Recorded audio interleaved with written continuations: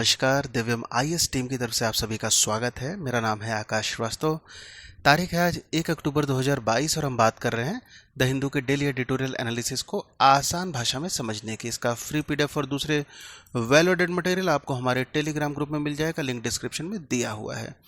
आगे बढ़ने से पहले चैनल को लाइक, शेयर और सब्सक्राइब करना ना भूलें, जिससे क्वालिटी कंटेंट हम आप तक लाते रहें। आज द हिंदू के 4 एडिटोरियल आर्टिकल डिस्कस किए जाएंगे। इसका जो पहला आर्टिकल है वो रहेगा नो डिस्क्रिमिनेशन। इसके बाद हम बात करेंगे play time, then we will discuss letting go of a chance to democratise telecom services, और सबसे लास्ट में हम बात करेंगे as India ages keeping an eye on elderly.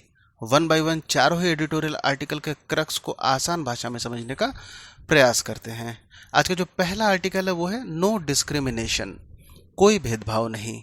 Supreme court ruling makes it easier for more women to get safe abortions. Supreme court के फैसले से अधिक महिलाओं के लिए सुरक्षित गर्भपात कराना आसान हो गया है। आर्टिकल में बात हो रही है सुप्रीम कोर्ट के फैसले की, जिसमें ये फैसला आता है सुप्रीम कोर्ट की तरफ से कि अब जो अविवाहित महिलाएं हैं, अविवाहित स्त्रियां, अविवाहित जो भी लड़कियां रहती हैं अभी तक, चूंकि एबॉर्शन का अधिकार सिर्फ जो मैरिड वुमेन थी उनको लीगली प्रोवाइडेड था। जैसा कि दिल्ली हाई कोर्ट में भी एक फैसला आता है, केस आता है, वहाँ पर एक 25 वर्षीय महिला जो कंसेंशुअल रिलेशनशिप में थी, but due to any reason वो एबॉर्शन चाह रही थी, किंतु उसको एबॉर्शन अलाउ नहीं होता है। कोर्ट के अपने जो तर्क रहते हैं, court according to rules and regulation जाता है, जिसके जो टेक्निकल व्यू के अकॉर्डिंग जहाँ पर यह बताया जाता है कि कोई महिला प्रेगनेंसी को टर्मिनेट करने की तभी अधिकारी होगी अगर उसका विवाह नहीं हुआ है, वो सर्टेन सिर्फ कंडीशन में, either she would be a rape survivor और माइनर और having some physical disability and mental illness that she could not carry her pregnancy in a dignified manner. और अगर इस पर्टिकुलर कैटेगरी के अलावा कोई भी जो लड़की है उसका विवाह यदि नहीं हुआ है और वो अपना एबॉर्शन चाह रही है, तो उसका अधिकार उसको कानूनी तौर पर नहीं था। हालांकि अब सुप्रीम कोर्ट का जब फैसला आ जाता है और जो चाहे वो मैरिड वुमेन हो अथवा वो अनमैरिड वुमेन हो, अब दोनों को इक्वली एक ही तरीके से ट्रीट किया जाएगा जब बात आएगी एबॉर्शन की। कोर्ट का ये भी कहना है कि जो डिसीजन होना है कि वेदर कोई महिला है उसको प्रेगनेंसी को कैरी ऑन करना है अथवा नहीं करना है, ये उसका ही पर्सनल डिसीजन होना चाहिए। यहाँ पर लीगल इंटरफेरेंस से चीज़ें और ज़्यादा कॉम्प्लेक्स हो सकती हैं। अब इसमें चूंकि हमारे संविधान में समता का भी अधिकार है, उसकी बात कही गई है, इसके साथ में गरिमापूर्ण जीवन जीने का अधिकार की बात कही जाती है, प्राइवेसी की बात आती है, और सबसे बड़ी बात है जो शरीर है उसको लेकर जो स्वायत्तता है वो उसी व्यक्ति की ही होनी चाहिए, और यहाँ पर महिला की बात हो रही है। अब ऐसे में सुप्रीम कोर्ट का ये कहना होता है कि ऐसे में कोई भी ऐसा तर्क नहीं गढ़ा जा सकता जिसपे कि एक ही चीज़ के लिए जब गर्भपात की बात आती है तो सिर्फ वो मैरिड है अथवा अनमैरिड है, इसके बेसिस पर हम उसको अलग नहीं कर सकते हैं। हाँ, ये ज़रूर है कि प्रेगनेंसी को जब टर्मिनेट करना होगा तो 20 हफ्ते का जो पीरियड होता है उसके बाद ही होगा, और 24 हफ्ते से पहले ही इसको करना होगा। आगे ये भी बात कही जा रही है कि 24 हफ्ते के बाद की जब, माफ़ कीजिएगा, जब 24 हफ्ते तक की जो प्रेगनेंसी टर्मिनेशन का जो हमारे यहाँ पे विधिक जो कानून बना हुआ है उसके अंतर्गत 2 मेडिकल प्रैक्टिशनर का सिग्नेचर और ओपिनियन ज़रूरी हो जाता है, जिस पर वो ये निर्धारित करते हैं कि जो महिला है उसके जीवन को खतरा हो सकता है अथवा किसी तरीके की गंभीर इंजरी उसको हो सकती है, उसके हेल्थ के लिए सही नहीं होगा अगर वो प्रेगनेंसी कंटिन्यू करती है। इसके अभाव में प्रेगनेंसी टर्मिनेट नहीं किया जा सकता था। आगे कोर्ट द्वारा ये भी बात कही गई है कि जो रेप सर्वाइवर हैं, अगर वो एबॉर्शन को चाहती हैं लीगली यदि एबॉर्शन उनका हो जाए और जो पीरियड होता है वो 24 हफ्ते के बाद भी होता है, तब उनको हम जिस तरीके से रेप सर्वाइवर को हम इसमें फ्लेक्सिबिलिटी कानून में मिलता है, ठीक उसी तरीके से अब इसमें एक नए वर्ग को भी इंक्लूड कर दिया जा रहा है, मैरिटल रेप। जो विवाह के अंदर ऐसी घटनाएं होती हैं जहां पर पार्टनर द्वारा ही ऐसा कृत्य किया जाता है, उसके अंतर्गत भी यदि महिला चाहती है कि उसका जो प्रेगनेंसी है वो टर्मिनेट किया जाए, तो उसको भी अब जिस तरीके से जो रेप सर्वाइवर को अधिकार होता है उसी के बराबर मैरिटल रेप को भी रख दिया गया है, जो कि एक काफ़ी प्रोग्रेसिव और बोल्ड डिसीजन है। अब ऐसे में ये बात कही जा रही है कि एक ऐसा समय जहां पर आज के दौर पे जब अनसेफ एबॉर्शन किया जाता है, जिससे कि बहुत सारी कॉम्प्लेक्सिटी भी पैदा हो जाती है relating to health of the women, और इन सब के साथ साथ में जो वैवाहिक तौर पे कई बार दबाववश इन ऐसी चीज़ें को कंटिन्यू किया जाता है, जिस पर भी वो कहीं से भी, चूंकि जो महिला है जो प्रेगनेंसी को कैरी करती है, अगर उसकी ही इच्छा नहीं है तो वो प्रेगनेंसी को कैरी करना किसी भी तरीके से वाजिब नहीं हो सकता है। तो निश्चित तौर पर सुप्रीम कोर्ट का ये डिसीजन काफ़ी प्रोग्रेसिव स्टेप है और आने वाले समय में इसका प्रभाव समाज पर और बेहतर तरीके से देखने को मिल सकता है। नेक्स्ट आर्टिकल में अब हम बात करेंगे प्ले टाइम अथवा खेल का समय। Gujarat did well to organise the national games in a short time.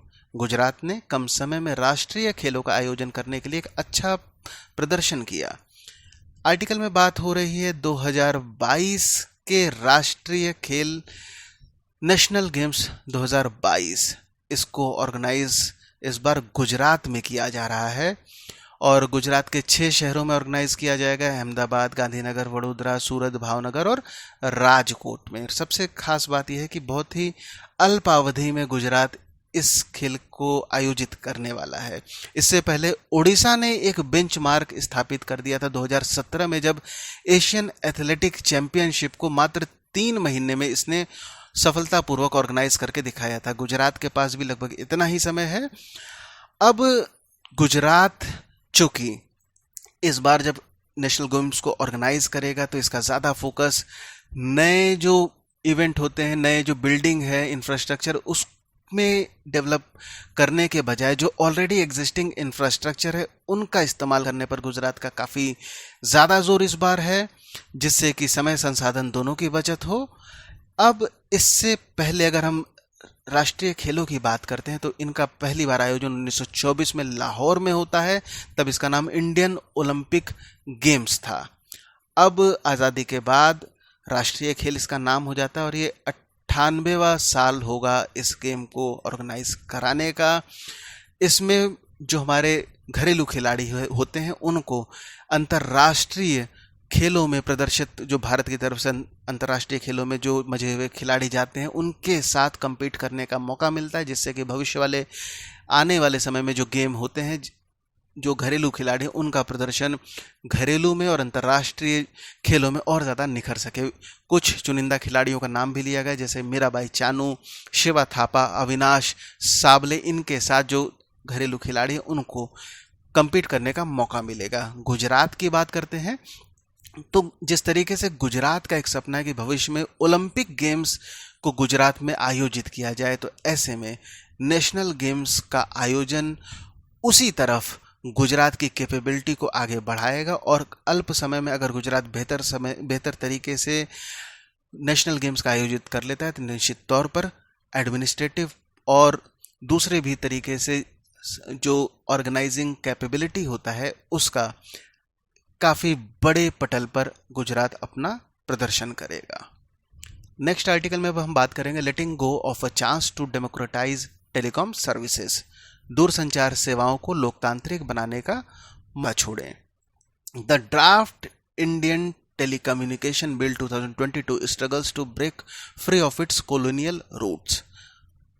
2022 का जो ड्राफ्ट इंडियन टेलीकम्युनिकेशन बिल है अपनी अब औपनिवेशिक जड़ों से मुक्त होने के लिए संघर्ष करेगा। आर्टिकल में बात कही जा रही है कि जो ड्राफ्ट इंडियन टेलीकम्युनिकेशन बिल 2022 है। इसका उद्देश्य इस बात की तरफ था कि किस तरीके से एक लीगल फ्रेमवर्क को बनाया जा सके, जो ऑलरेडी अभी तक जो हम टेलीकम्युनिकेशन बिल की बात करते हैं या दूरसंचार सेवाओं की बात करते हैं, तो ये आज भी 1885 का जो इंडियन टेलीग्राफी एक्ट था उसके द्वारा ही संचालन इसका होता रहा है। तो ऐसे में अब चूंकि 1885 से 2022 का एक लंबा समय गुजर चुका है, एक नए तरीके के कानून की आवश्यकता थी। इसको मद्देनजर रखते हुए सरकार टेलीकम्युनिकेशन बिल 2022 लेकर आते हैं, जिसका ड्राफ्ट अभी सार्वजनिक पटल पर है। लोगों से इसकी राय भी मांगी जा रही है। आगे आर्टिकल में इसमें कुछ विसंगतियों का जिक्र किया जा रहा है, जिस तरीके से इस बिल में जो एक अपॉर्चुनिटी को मिस करता हुआ दिख जा रहा है, जिस तरीके से जो टेलीकम्युनिकेशन सर्विसेज हैं उनको और ज़्यादा लोकतांत्रिक बनाया जा सके। बेसिकली बिल में जो प्रावधान है कि अब लाइसेंस का प्रावधान होगा, जो टेलीकॉम सर्विसेज हैं वो सरकार द्वारा लाइसेंस लेगी। निश्चित तौर पर जब लाइसेंस रहेगा तो जो सेवाएं हैं उनका अधिक केंद्रीयकरण होगा। और इसमें एक क्लॉज 221 का क्लॉज जुड़ जाता है, जिसके तहत जो ऑनलाइन जो सर्विसेज हैं उसके अंतर्गत जो व्हाट्सएप, एप्पल वॉच, जिटसी, टेलीग्राम, इस तरीके की भी सर्विसेज अब इस जो भारतीय दूरसंचार मसौदा 2022 आ रहा है उसके ही अंतर्गत इनका भी विनियमन होगा। आगे चूंकि अब इस तरीके से जब सारी सर्विसेज को इस सरकार के विजिलेंस में लाया जाएगा, तो आर्टिकल में इस तरीके से बात कही जा रही है कि जिस तरीके से अभी तक जो औपनिवेशिक युग में होता था, टेलीग्राफ जो एक्ट आता था, तो उसमें भी ये था कि किस तरीके से अधिक नियंत्रण स्थापित किया जा सके। उसी तरीके से जब ये बिल आता है और इसमें जो OTT प्लेटफॉर्म है उसको भी कंट्रोल करने का प्रयास किया जा रहा है, और उससे निश्चित तौर पर जो इनोवेशन है वो बाधित होगा। इन सब के अलावा जो लगातार किस तरीके से भविष्य में चूंकि सरकार नियंत्रण करेगी तो किस तरीके से नए कानून आ सकते हैं उसकी भी आशंका बनी रहेगी, और जो चेंजेस सरकार चाह रही है उसको चेंज प्रोवाइड करने के लिए जो लीगल कॉस्ट होगा सर्विस प्रोवाइडर पर वो एक्स्ट्रा बोझ आएगा, और इन सब का जो असर पड़ेगा वो इनको इनोवेशन को लेकर पड़ेगा। आगे आर्टिकल में इस बात को कहा जा रहा है कि जो ट्राई है, telecom regulatory authority of India, ये काफ़ी अच्छे सजेशन लेकर आती है जो OTT रेगुलेशन को लेकर रिकमेंडेशन था कि इसको और ज़्यादा फ्रूटफुल बनाया जा सके। बेसिकली जो यूज़र हैं उनके डिजिटल राइट्स हैं उनका ख्याल रखा जाए, और साथ में जो रेगुलेटरी बर्डन है उसको इंटरनेट कम्युनिकेशन जो सर्विसेज होती हैं उन पर रखा जाए, न कि OTT प्लेटफॉर्म पे। हालांकि जो डिपार्टमेंट ऑफ टेलीकम्युनिकेशन होता है उसके द्वारा इनकी ट्राई की राय को खारिज कर दिया जाता है। साथ में भविष्य में भी अभी इस बिल के संबंधित ट्राई अधिक रिकमेंडेशन नहीं दे पाएगी। सर इसमें क्लॉज 46 के अंतर्गत जो शक्तियां हैं उसके द्वारा जो डिपार्टमेंट ऑफ टेलीकम्युनिकेशन है उसने ट्राई की शक्तियों को भी थोड़ा सा सीमित कर दिया है।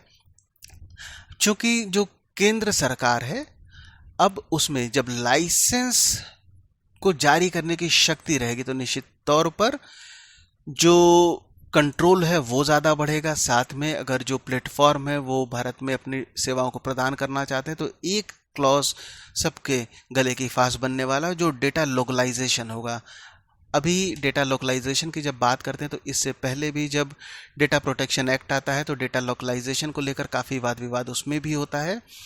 अब देखना दिलचस्प होगा कि इस तरीके से इस क्लॉज को लेकर सरकार और जो सर्विस प्रोवाइडर हैं वो आगे बढ़ पाएंगी।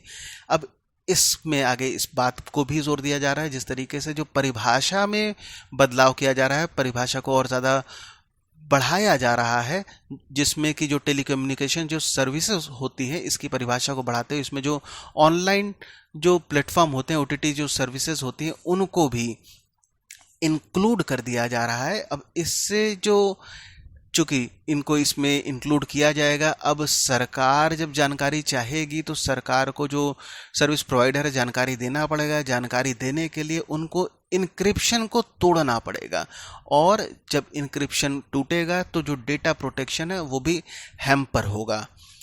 अब इसके बाद सुप्रीम कोर्ट में चूंकि जो इंफॉर्मेशन टेक्नोलॉजी रूल 2021 आया था, उसमें जो सरकार द्वारा ये बात कही गई थी कि जो सरकार यदि चाहेगी तो जो सर्विस प्रोवाइडर है वो कोई भी जो इन्फॉर्मेशन है वो कहाँ से जनरेट हो रहा है, उसका ओरिजिन किधर से हो रहा है, उसको ट्रेस करने का जो अधिकार है वो सरकार को मिलेगा। इस पर ऑलरेडी सुप्रीम कोर्ट में मामला चल रहा है। सुप्रीम कोर्ट क्या फैसला लेकर आएगा ये भी दिलचस्प होगा। इसके बाद ये भी बात कही जा रही है जिस तरीके से जो OTT कम्युनिकेशन सर्विसेज जैसे व्हाट्सएप, सिग्नल, दूसरे भी जो भी सर्विस प्रोवाइडर होते हैं, इनको भी अपना इंक्रिप्शन तोड़ना होगा, तब जाकर ये इस रूल से कॉम्प्लाई कर पाएंगे। अब इसमें जिस तरीके से justice BN Shri Krishna committee report जब आती है, जहाँ पर डेटा प्रोटेक्शन की बात होती है, राइट टू प्राइवेसी की जब बात आती है, उसके बिल्कुल विपरीत ये ड्राफ्ट कम्युनिकेशन जो इंडियन टेलीकम्युनिकेशन बिल 2022 है वो देखने को मिल रहा है।